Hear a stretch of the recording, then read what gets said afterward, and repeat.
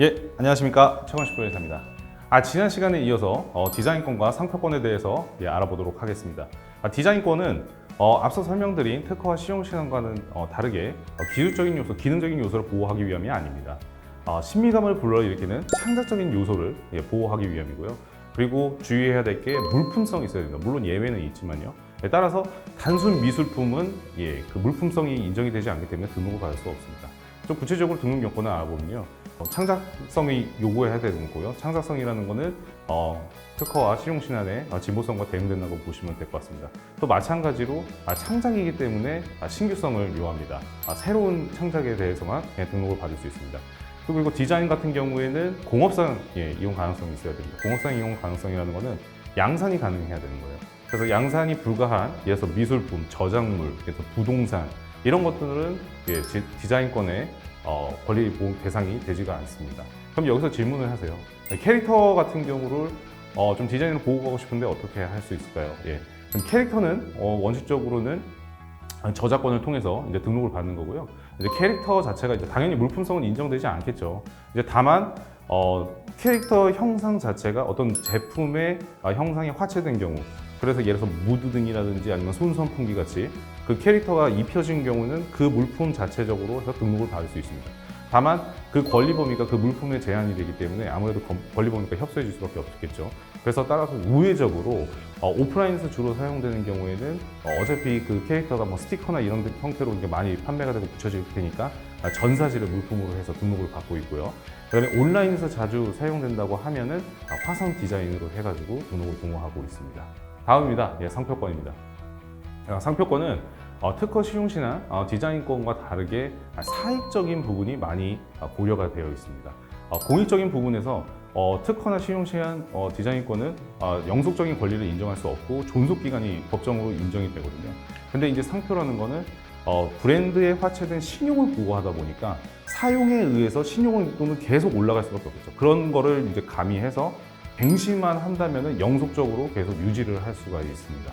또 중요한 거는 상표 자체를 보호하는 게 아니라 상표가 사용된 지정 상품에 대한 상표적인 사용을 보호한다고 이해하시면 될 것 같습니다. 등록 요건과 관련해서는 상표는 다른 권리들하고 다르게 선택으로 취급됩니다.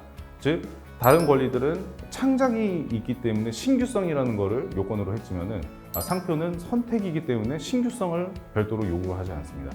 즉 그 말은 무슨 말이냐면은 남들이 쓰다가 버린 상표라도 내가 출원해서 등록을 받아서 한다면 내 권리가 될 수가 있다는 거라고 이해하시면 될 것 같습니다. 그래서 상표에는 다양한 또 등록 요건이 있긴 하지만은 대체적으로 주로 식별력과 선등록 상표와의 유사 여부가 이제 관건이 된다고 보시면 될 것 같습니다. 식별력이라는 것은 상표 자체가 이제 출처 표시로서 기능하기 때문에 그 출처 표시로서 자타 상품 식별력을 가지는지 여부를 본다고 보시면 될 것 같습니다. 예를 들어서 제가 어떤 지정 상품, 사과라는 지정 상품에 상표를 맛있는 사과로 출원을 하고자 한다면은 맛있는이라는 거는 모든 음식에서 일반인들이 다 사용을 해야 되는 용어지 않습니까? 이 용어를 특정인에게 독점을 시키는 것은 공익상 반대를 하기 때문에 이거는 공익적인 취지에서 식별력이 없다는 취지로 등록을 불허하고 있습니다. 마찬가지로 사과는 지정 상품인 사과의 보통 명칭에 해당되기 때문에 식별력이 없는 것으로 취급됩니다. 그래서 맛있는 사과는 식별력이 없는 구성 요소들로만 이루어져 있기 때문에 등록은 받을 수가 없습니다. 따라서 이제 등록을 도모하려면은 식별력이 있는 다른 구성 요소를 추가를 해야겠죠. 예를 들어서 도형이라든지 식별력이 있는 문자를 추가를 함으로써 이제 등록을 받을 수가 있다고 보시면 될 것 같습니다. 그리고 선등록 상표의 유사 여부는 상표 같은 경우에는 동일 상표만이 해당되지 않고 동일 상표와 유사 영역에 있는 상표에 대해서도 권리 범위가 미치고 등록 단계에서도 판단이 고려가 됩니다. 그래서 이 점을 많이 고려를 하셔야 될 것 같고요. 그래서 질문 내용입니다. 동일 상표가 등록되어 있으면 무조건 등록 불가할까요? 어떻게 보면은 내가 원하는 상표가 동일한 상표로 등록되어 있으면은 뭔가 기분도 나쁘고 당연히 불리한 건 맞겠죠. 다만 이제 상표적으로는 제가 앞서 말씀드렸던 것처럼 상표 자체를 보호하는 게 아니라 상품류에 속하는 지정 상품과의 관계에서 상표를 보호하는 거기 때문에 여러분들이 사용하고자 하는 지정 상품과 좀 상관없는 지정 상품에 한해서 등록이 되어 있다면 등록을 받으실 수가 있습니다. 그리고 동일 상표가 등록되어 있지 않으면 등록 가능한가요? 이거는 정답부터 말씀드리면 아닙니다. 앞서 말씀드린 대로 유사 범위까지도 등록에 있어서 고려가 되기 때문에 동일 상표가 없다는 만으로는 이게 등록이 보장되지 않습니다. 유사라는 거는 이게 외관 유사, 그 다음에 칭호 유사, 관념 유사라는 게 있고요. 외관 유사는 말 그대로 보여지기에 유사한 거, 그리고 칭호 유사는 문자가 다르더라도 발음상 동일하게 발음되는 거, 그 다음에 관념 유사라는 거는 뜻이 동일하게 좀 관념적으로 이렇게 인식이 되는 거를 뜻합니다. 예를 들어서 퀀텀 점퍼하고 퀀텀 리프는 유사하다고 판단받은 사례가 있습니다.